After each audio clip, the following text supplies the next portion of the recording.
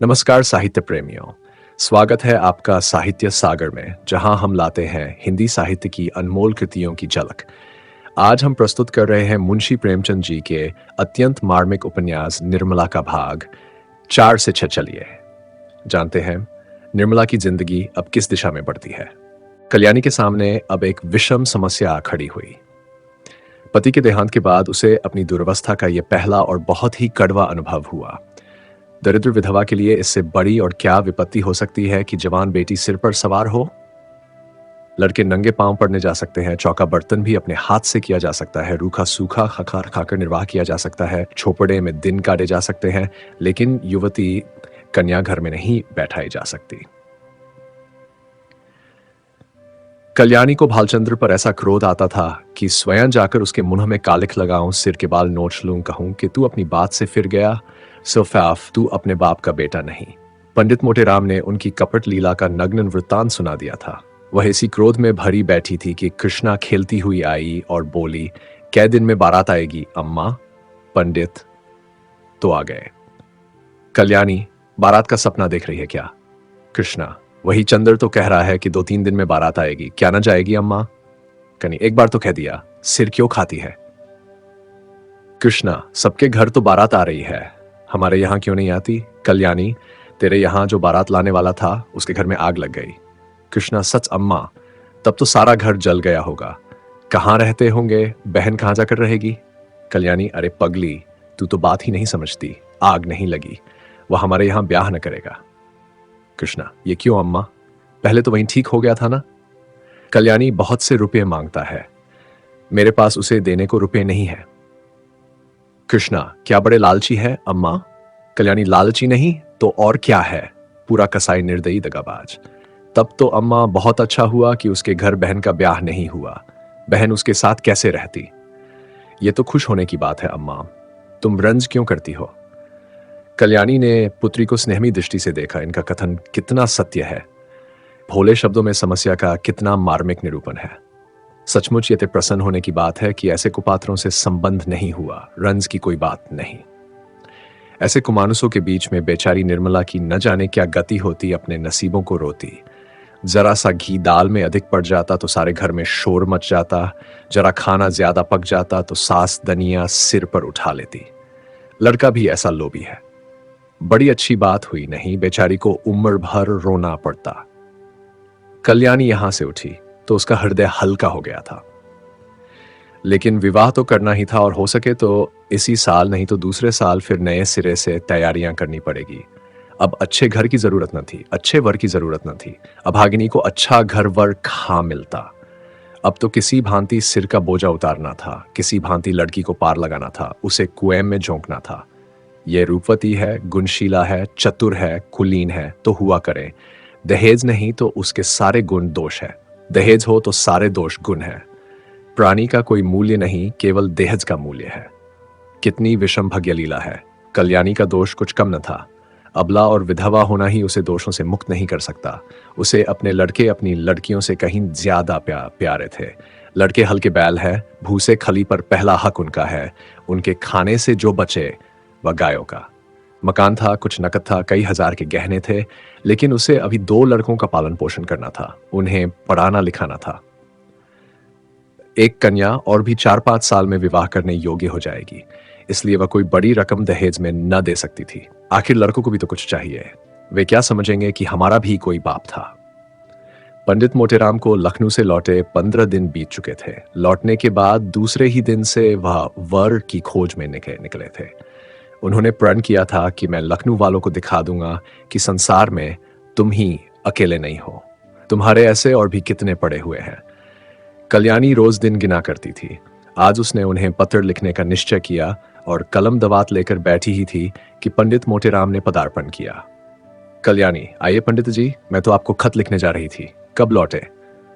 मोटेराम, लौटा तो प्रातकाल ही था, पर इसी समय एक सेठ के यहां से निमंत्रण आ गया। कई दिन से तरमाल न मिले थे। मैंने कहा कि लगे हाथ ये भी काम निपटाता चलूं। अभी उधर ही से लौटा आ रहा हूं, कोई 500 बहरानों को पंगत थी। कल्याणी, कुछ गाड़ी भी सिद्ध हुआ या रास्ता ही नापना पड़ा? मोटेराम, गाड़ी क्यों न सिद्ध होगा, भला ये भी कोई बात है? 5 जगह बातचीत कराया हूँ। अ, पांचों की नकल लाया हूँ, उनमें से आप चाहे जिसे पसंद करें।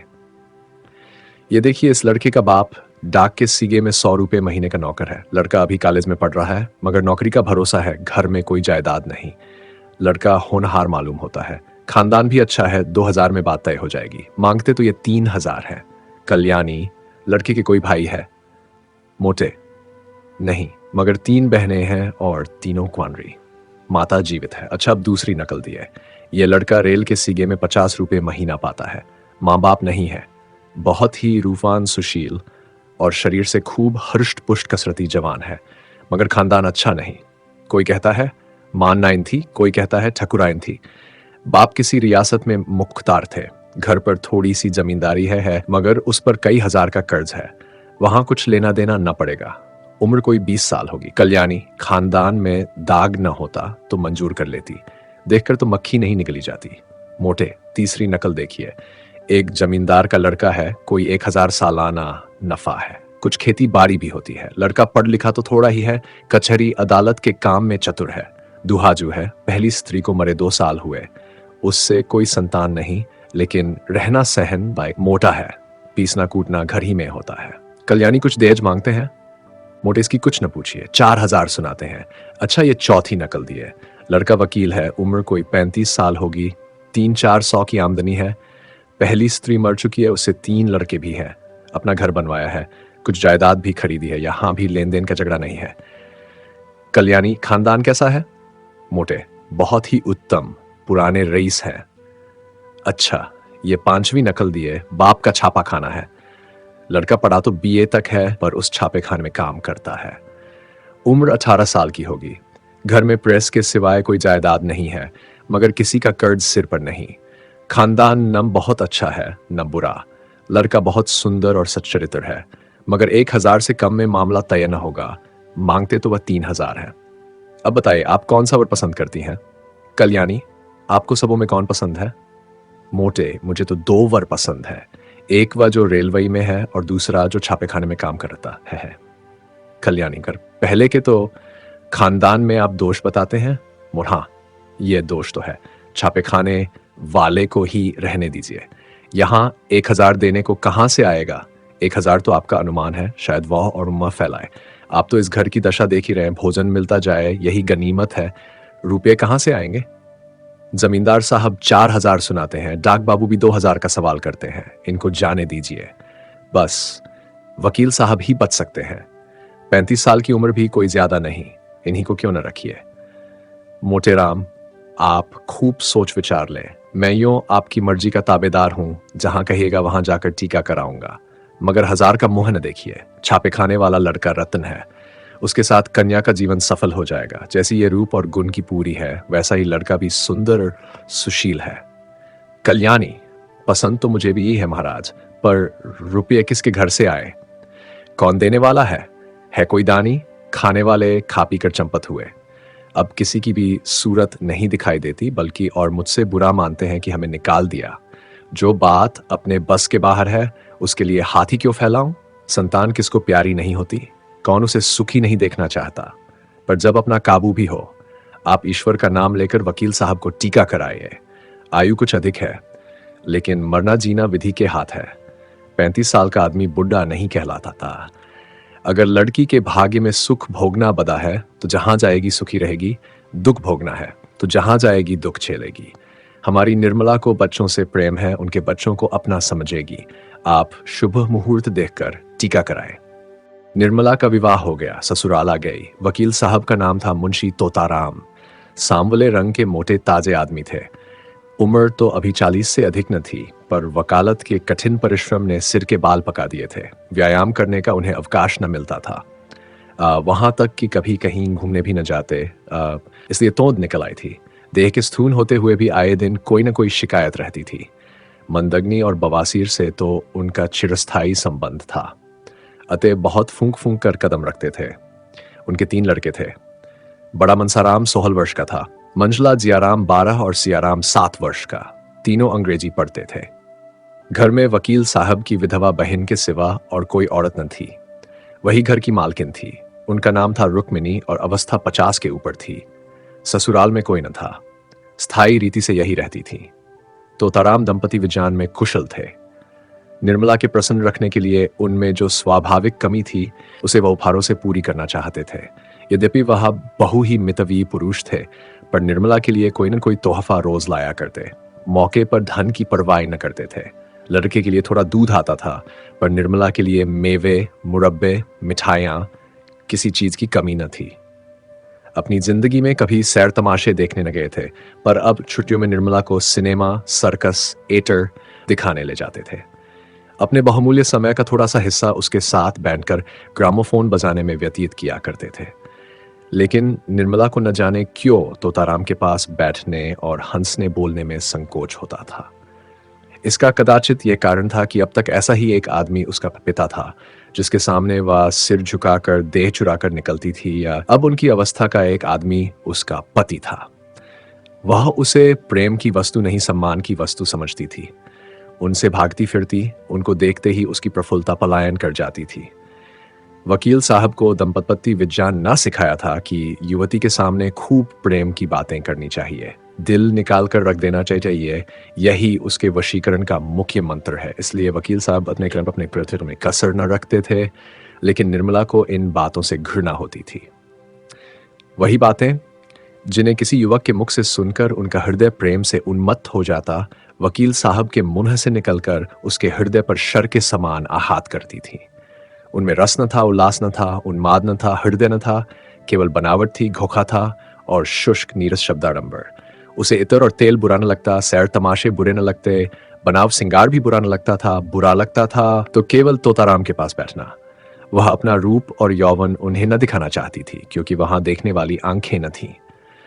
वह उन्हें इन रसों का आस्वादन लेने योग्य न समझती थी। कली प्रभात समीर ही के स्पर्श से खिलती है, दोनों में समान सारस्य है। निर्मला के लिए वह प्रभात समीर कहाँ था? पहला महीना गुजरते ही तोताराम ने निर्मला को अपना खजांची बना लिया। कचहरी से आकर दिन भर की कमाई उसे दे देते। उनका ख्याल था कि निर्मला इन रुपयों को देखकर फूली न समाएगी। निर्मला बड़े शौक से इस पद का काम अंजाम देती। एक एक पैसे का हिसाब लिखती। अगर कभी रुपये कम मिलते तो पूछती आज कम क्यों है। गृहस्थी के संबंध में उनसे खूब बातें करती। इन्हीं बातों के लायक वह उनको समझती थी। ज्यों ही कोई विनोद की बात उनके मुंह से निकल जाती, उसका मुख लिन हो जाता था। निर्मला जब वस्त्राभूषणों से अलंकृत होकर आईने के सामने खड़ी होती और उसमें अपने सौंदर्य की सुषमापूर्ण आभा देखती, तो उसका हृदय एक सतृष्ण कामना से तड़प उठता था। उस वक्त उसके हृदय में एक ज्वाला सी उठती। मन में आता इस घर में आग लगा दूं। अपनी माता पर क्रोध आता, पर सबसे अधिक क्रोध बेचारे निरपराध तोताराम पर आता। वह सदैव इस ताप से जला करती। बांका सवार लदरदू टट्टू पर सवार होना कब पसंद करेगा, चाहे उसे पैदल ही क्यों न चलना पड़े। निर्मला की दशा उसी बांके सवार की सी थी। वह उस पर सवार होकर उड़ना चाहती थी। उस उल्लासमी विद्युत गति का आनंद उठाना चाहती थी। टट्टू के हिनहिनाने और कनौतियां खड़ी करने से क्या आशा होती? संभव था कि बच्चों के साथ हंसने खेलने से वह अपनी दशा को थोड़ी देर के लिए भूल जाती, कुछ मन हरा हो जाता। लेकिन रुक्मिणी देवी लड़कों को उसके पास फटकने तक न देती, मानो वह कोई पिशाचिनी है जो उन्हें निगल जाएगी। रुक्मिणी देवी का स्वभाव सारे संसार से निराला था। यह पता लगाना कठिन था कि वह किस बात से खुश होती थी और किस बात से नाराज। एक बार जिस बात से खुश हो जाती थी, दूसरी बार उसी बात से जल जाती थी। अगर निर्मला अपने कमरे में बैठी रहती तो कहती कि न जाने कहाँ की मनहूसिन है। अगर वह कोठे पर चढ़ जाती या महरियों से बातें करती तो छाती पीटने लगती, न लाज है न शर्म, निगोड़ी ने हया भून खाई। अब क्या कुछ दिनों में बाजार में नाचेगी। जब से वकील साहब ने निर्मला के हाथ में रुपये पैसे देने शुरू किए, रुक्मिणी उसकी आलोचना करने पर आरूढ़ हो गई। उन्हें मालूम होता था कि अब प्रलय होने में बहुत थोड़ी कसर रह गई है। लड़कों को बार बार पैसों की जरूरत पड़ती। जब तक खुद स्वामिनी थी, उन्हें बहला दिया करती थी। अब सीधे निर्मला के पास भेज देती। निर्मला को लड़कों के चटोरापन अच्छा न लगता था। कभी कभी पैसे देने से इनकार कर देती। रुक्मिणी को अपने वागबान सर करने का अवसर मिल जाता। अब तो मालकिन हुई है, लड़के काहे को जिएंगे। बिना मां के बच्चे को कौन पूछे। रुपयों की मिठाइयां खा जाते थे, अब धेले धेले को तरसते हैं। निर्मला अगर चिढ़कर किसी दिन बिना कुछ पूछे ताछे पैसे दे देती या तो देवी जी उसकी दूसरी ही आलोचना करती, इन्हें क्या, लड़के मरे या जिएन, इनकी बला से मां के बिना कौन समझाए कि बेटा बहुत मिठाइयाँ मत खाओ, आई गई तो मेरे सिर जाएगी। इन्हें क्या, यहीं तक होता तो निर्मला शायद जब्त कर जाती, पर देवी जी तो खुफिया पुलिस से सिपाही की भांति निर्मला का पीछा करती रहती थीं। अगर वह कोठे पर खड़ी है तो अवश्य ही किसी पर निगाह डाल रही होगी, महरी से बातें करती है तो अवश्य ही उनकी निंदा करती होगी, बाजार से कुछ मंगवाती है तो अवश्य कोई विलास वस्तु होगी। ये बराबर उसके पत्र पढ़ने की चेष्टा किया करती, छिप छिप कर बातें सुना करती। निर्मला उनकी दोधरी तलवार से कांपती रहती थी। यहां तक कि उसने एक दिन पति से कहा, आप जरा जीजी को समझा दीजिए, क्यों मेरे पीछे पड़ रहती हैं? तो ताराम ने तेज होकर कहा, तुम्हें कुछ कहा है क्या? रोज ही कहती है, बात मुंह से निकालना मुश्किल है। अगर उन्हें इस बात की जलन हो कि ये मालकिन क्यों बनी हुई है तो आप उन्हीं को रुपए पैसे दीजिए, मुझे ना चाहिए यही मालकिन बनी रहे। मैं तो केवल इतना चाहती हूं कि कोई मुझे ताने मेहने न दिया करे। ये कहते कहते निर्मला की आंखों से आंसू बहने लगे। तो ताराम को अपना प्रेम दिखाने का यह बहुत ही अच्छा मौका मिला। बोले, मैं आज ही उनकी खबर लूंगा, साफ कह दूंगा मुंह बंद करके रहना है तो रहो, नहीं तो अपनी राह लो। इस घर की स्वामिनी वह नहीं है, तुम हो, वह केवल तुम्हारी सहायता के लिए है। अगर सहायता करने के बदले तुम्हें दिक करती हैं तो उनके यहां रहने की जरूरत नहीं। मैंने सोचा था कि विधवा है, अनाथ है, पाव भराटा खाएंगी, पड़ी रहेंगी। जब और नौकर चाकर खा रहे हैं तो वह तो अपनी बहन बहन ही है। लड़कों की देखभाल के लिए एक औरत की जरूरत भी थी, रख लिया, लेकिन इसकी ये माने नहीं कि वह तुम्हारे ऊपर शासन करे। निर्मला ने फिर कहा, लड़कों को सिखा देती है कि जाकर मां से पैसे मांगे, कभी कुछ। लड़के आकर मेरी जान खाते हैं, घड़ी भर लेटना मुश्किल हो जाता है।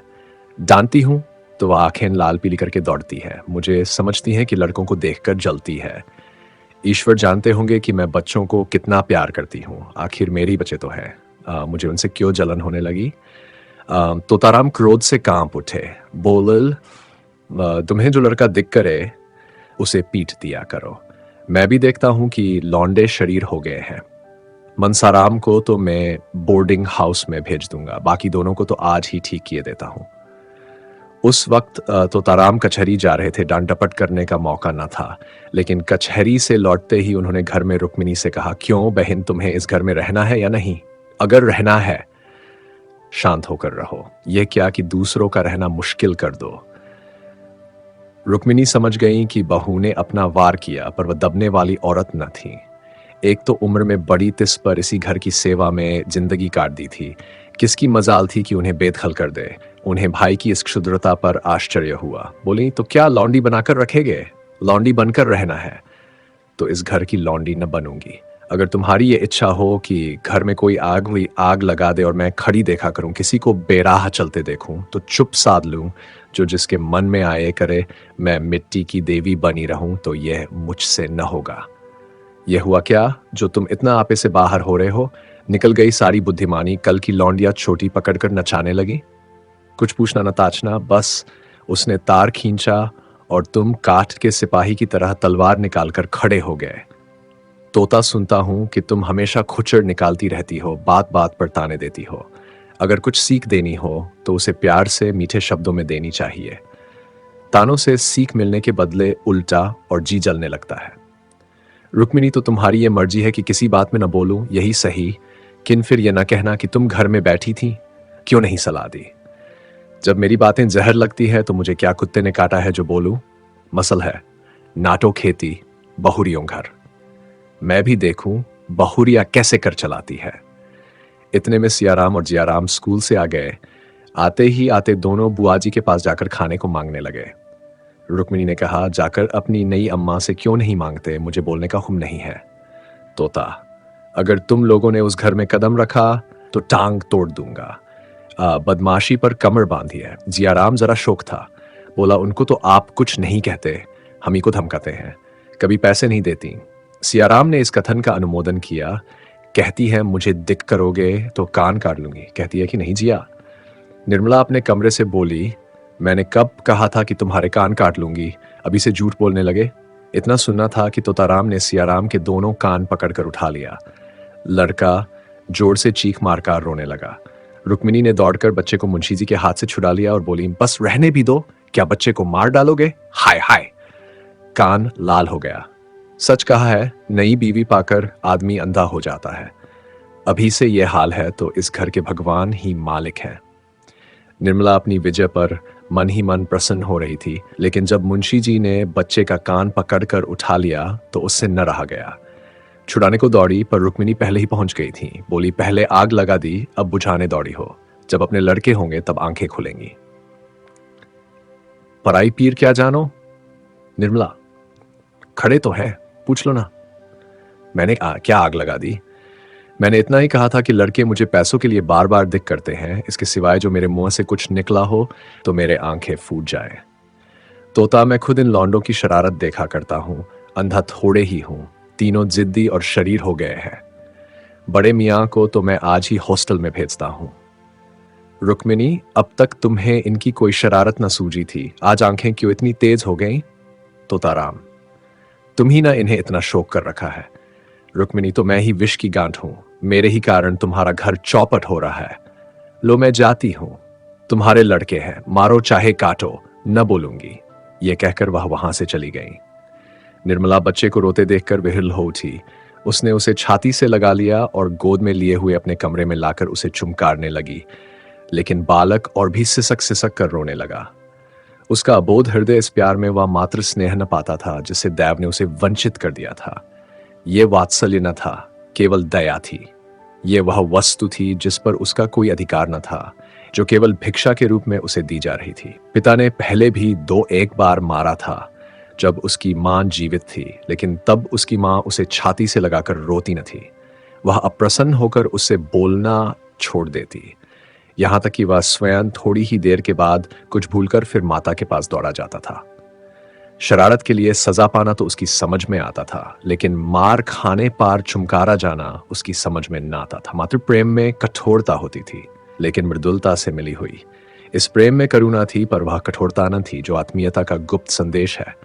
स्वस्थ अंग की परवाह कौन करता है, लेकिन वही अंग जब किसी वेदना से टपकने लगता है तो उसे ठेस और धक्के से बचाने का यत्न किया जाता है।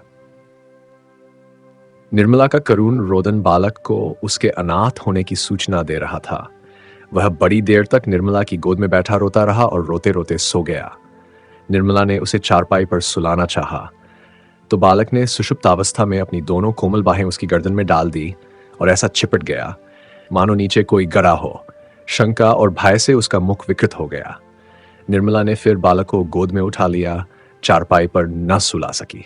इस समय बालक को गोद में लिए हुए उसे वह तुष्टि हो रही थी जो अब तक कभी न हुई थी। आज पहली बार उसे आत्मवेदना हुई, जिसके ना आंख नहीं खुलती, अपना कर्तव्य मार्ग नहीं समझता। वह मार्ग अब दिखाई देने लगा। उस दिन अपने प्रगाढ़ प्रणय का सबल प्रमाण देने के बाद मुंशी तोताराम को आशा हुई थी कि निर्मला के मर्म स्थल पर मेरा सिक्का जम जाएगा, लेकिन उनकी ये आशा लेशमात्र भी पूरी न हुई, बल्कि पहले तो वह कभी कभी उनसे हंसकर बोला भी करती थी, अब बच्चों ही के लालन पालन में व्यस्त रहने लगी। जब घर आते थे वे बच्चों को उसके पास बैठे पाते, कभी देखते कि उन्हें ला रही है, कभी कपड़े पहना रही है, कभी कोई खेल खेला रही है और कभी कोई कहानी कह रही है। निर्मला का तृषित हरिप्रणय की ओर से निराश होकर इस अवलंब ही को गनीमत समझने लगा। बच्चों के साथ हंसने बोलने में उसकी मातृ कल्पना तृप्त होती थी। पति के साथ हंसने बोलने में उसे जो संकोच, जो अरुचि तथा जो अनिच्छा होती थी, यहां तक कि वह उठकर भाग जाना चाहती, उसके बदले बालकों के सच्चे सरल स्नेह से चित्त प्रसन्न हो जाता था। पहले मनसाराम उसके पास आते हुए झिझकता था, लेकिन मानसिक विकास में 5 साल छोटा। हॉकी और फुटबॉल ही उसका संसार, उसकी कल्पनाओं का मुक्त क्षेत्र तथा उसकी कामनाओं का हरा भरा बाग था। एक हरे बदन का छरहरा, सुंदर, हंसमुख, लज्जशील बालक था जिसका घर से केवल भोजन का नाता था, बाकी सारे दिन न जाने कहाँ घुमा करता। निर्मला उसके मुंह से खेल की बातें सुनकर थोड़ी देर के लिए अपनी चिंताओं को भूल जाती और चाहती थी एक बार फिर वही दिन आ जाते जब वह गुड़िया खेलती और उसके ब्याह रचाया करती थी, और जिसे अभी बहुत ही थोड़े दिन गुजरे थे।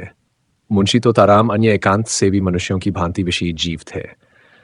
कुछ दिनों तो वह निर्मला को सैर तमाशे दिखाते रहे, लेकिन जब देखा कि इसका कुछ फल नहीं होता, तो फिर एकांत सेवन करने लगे। दिन भर के कठिन मासिक परिश्रम के बाद उनका चित्त आमोद प्रमोद के लिए लालियरित हो जाता, लेकिन जब अपनी विनोद वाटिका में प्रवेश करते और उसके फूलों को मुरझाया, पौधों को सूखा और क्यारियों से धूल उड़ती हुई देखते, तो उनका जी चाहता, क्यों न इस वाटिका को उजाड़ दूं। निर्मला उनसे क्यों विरक्त रहती है, इसका रहस्य उनकी समझ में ना आता था। दंपति शास्त्र के सारे मंत्रों की परीक्षा कर चुके, पर मनोरथ पूरा न हुआ। अब क्या करना चाहिए, ये उनकी समझ में ना आता था। एक दिन वह इसी चिंता में बैठे हुए थे कि उनके सहपाठी मित्र नैन सुखराम आकर बैठ गए और सलाम वलाम के बाद मुस्कुराकर बोले, आजकल तो खूब गहरी छनती होगी। नई बीवी का आलिंगन करके जवानी का मजा आ जाता होगा। बड़े भाग्यवान हो भाई। रूठी हुई जवानी को मनाने का इससे अच्छा कोई उपाय नहीं कि नया विवाह हो जाए। यहां तो जिंदगी बवाल हो रही है। पत्नी जी इस बुरी तरह चिमटी है कि किसी तरह पिंड ही नहीं छोड़ती। मैं तो दूसरी शादी की फिक्र में हूं। कहीं डॉल हो तो ठीक ठीक ठाक कर दो। दस्तूरी में एक दिन तुम्हें उसके हाथ के बने हुए पान खिला देंगे। तोताराम ने गंभीर भाव से कहा, कहीं ऐसी हिमाकत नन कर बैठना, नहीं तो पछताओगे। लौंडियां तो लौंडों से ही खुश रहती हैं। हम तुम अब उस काम के नहीं रहे। सच कहता हूं, मैं तो शादी करके पछता रहा हूं। बुरी बला गले पड़ी। सोचा था 2-4 साल और जिंदगी का मजा उठा लूं, पर उल्टी आंतें गले पड़ी। नैन सुख, तुम क्या बात करते हो। लौड़ियों को पंजों में लाना क्या मुश्किल बात है। जरा सैर तमाशे दिखा दो, उनके रूप रंग की तारीफ कर दो, बस रंग जम गया। तोता ये सब कुछ कर धर के हार गया। नैन, अच्छा, कुछ इत्र तेल फूल पत्ते चाटवार का भी मजा चखाया। वैस तोता अजी यह सब कर चुका। दंपति शास्त्र के सारे मंत्रों का इम्तहान ले चुका। सब कोड़ी गप्पे हैं। नैन, अच्छा, तो अब मेरी एक सलाह मानो। जरा अपनी सूरत बनवा लो। आजकल यहां एक बिजली के डॉक्टर आए हुए हैं जो बुढ़ापे के सारे निशान मिटा देते हैं। क्या मजाल कि चेहरे पर एक झुर्रिया या सिर का बाल पका रह जाए। न जाने क्या जादू कर देते हैं कि आदमी का चोला ही बदल जाता है।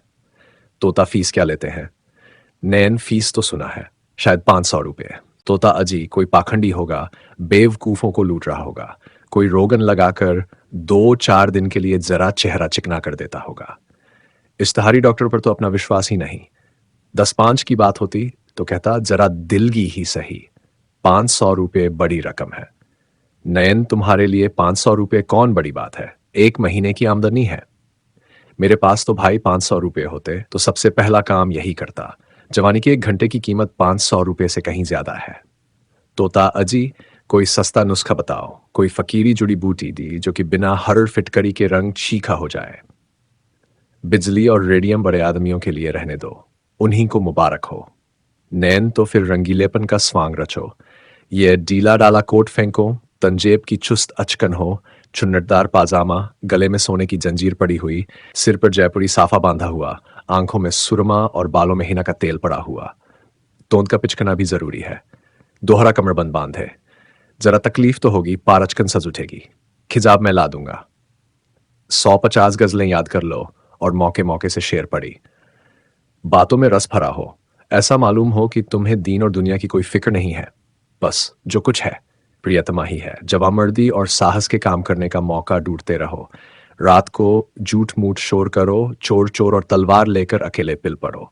हाँ, जरा मौका देख लेना।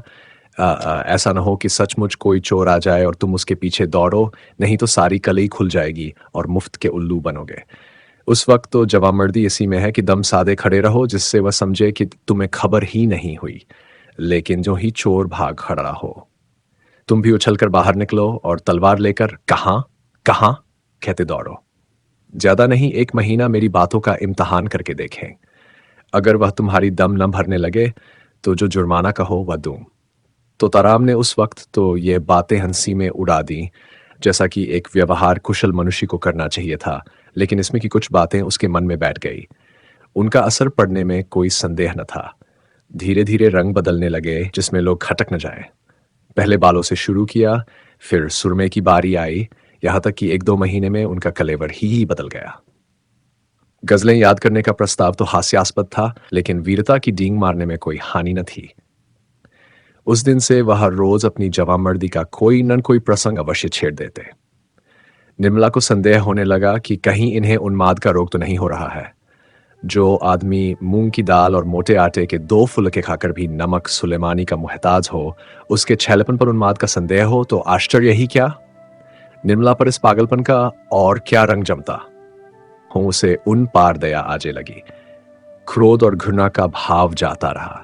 क्रोध और घृणा उन पर होती है जो अपने होश में हो। पागल आदमी तो दया ही का पात्र है।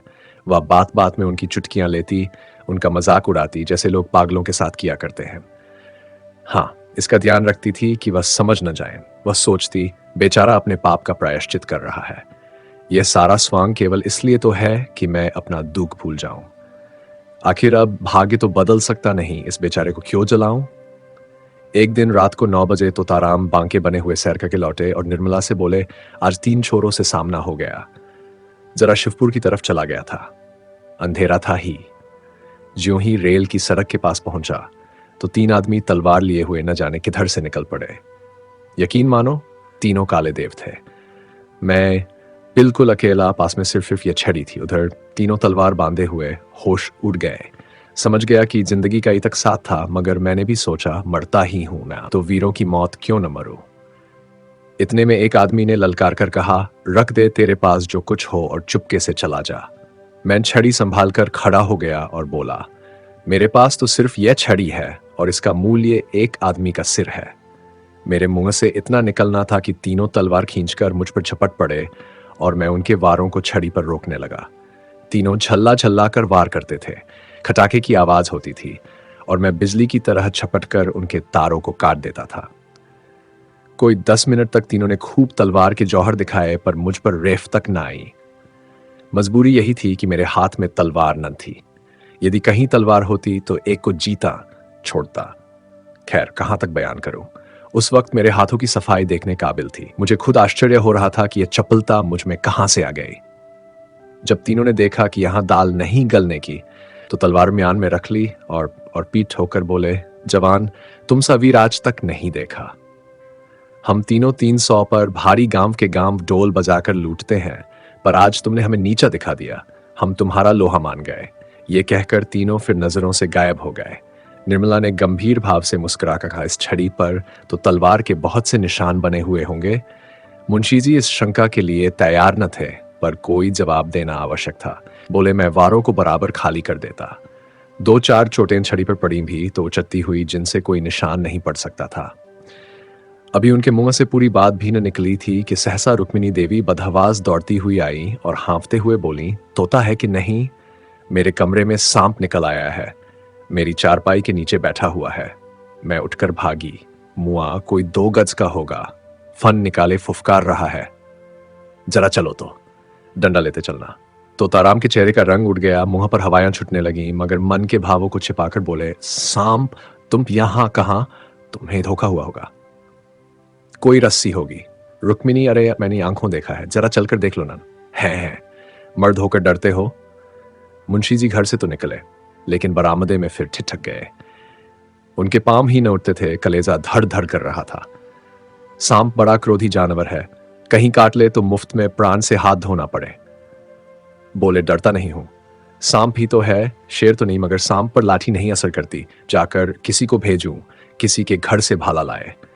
ये कहकर मुंशी जी लपके हुए बाहर चले गए। मनसाराम बैठा खाना खा रहा था। मुंशी जी तो बाहर चले गए। इधर वह खाना छोड़ अपनी हॉकी का डंडा हाथ में ले कमरे में घुसी तो पड़ा और तुरंत चारपाई खींच ली। सांप मस्त था, भागने के बदले फन निकालकर खड़ा हो गया। मनसाराम ने चटपट चारपाई की चादर उठाकर सांप के ऊपर फेंक दी और ताबड़तोड़ 3-4 डंडे कसकर जमाए। सांप चादर के अंदर तड़प कर रह गया। तब उसे डर उठाए हुए बाहर चला। मुंशी जी कई आदमियों को साथ लिए चले आ रहे थे। मनसाराम को सांप लटकाए आते देखा तो सहसा उनके मुंह से चीख निकल पड़ी, मगर फिर संभल गए और बोले, मैं तो आ ही रहा था, तुमने क्यों जल्दी की? दे दो, कोई फेंक आए। ये कहकर बहादुरी के साथ रुक्मिणी के कमरे के द्वार पर जाकर खड़े हो गए और कमरे को खूब देखभाल कर मूंछों पर ताव देते हुए निर्मला के पास जाकर बोले, मैं जब तक आऊं जाऊं।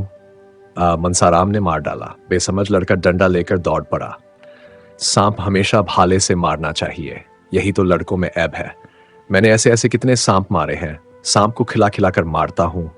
कितनों ही को मुट्ठी से पकड़कर मसल दिया है। रुक्मिणी ने कहा, जाओ भी, देख ली तुम्हारी मर्दानगी। मुंशी जी झेंपकर बोले, अच्छा जाओ, मैं डरपोक ही सही, तुमसे कुछ इनाम तो नहीं मांग रहा हूं। जाकर महाराज से कहा, खाना निकाले। मुंशी जी तो भोजन करने गए और निर्मला द्वार की चौखट पर खड़ी सोच रही थी, भगवान, इन्हें सचमुच कोई भीषण रोग हो रहा है। क्या मेरी दशा को और भी दारुण बनाना चाहते हो? मैं इनकी सेवा कर सकती हूँ, सम्मान कर सकी हूँ, अपना जीवन इनके चरणों पर अर्पण कर सकती हूँ, लेकिन वह नहीं कर सकती। जो मेरे किए नहीं हो सकता। अवस्था का भेद मिटाना मेरे वश की बात नहीं। आखिर ये मुझसे क्या चाहते हैं? समझ गई। ये बात पहले ही नहीं समझी थी, नहीं तो इनको क्यों इतनी तपस्या करनी पड़ती, क्यों इतने स्वांग भरने पड़ते। तो दोस्तों, ये था निर्मला उपन्यास के भाग 4 से छाप प्रेमचंद जी की लेखनी ने घर के भीतर छुपे मानसिक संघर्षों को बखूबी उजागर किया है। कहानी आगे और भी भावनात्मक मोड़ लेगी, इसलिए साहित्य सागर से जुड़े रहिए। वीडियो पसंद आया हो तो लाइक करें, कमेंट करें और सब्सक्राइब जरूर करें। मिलते हैं अगले भाग में।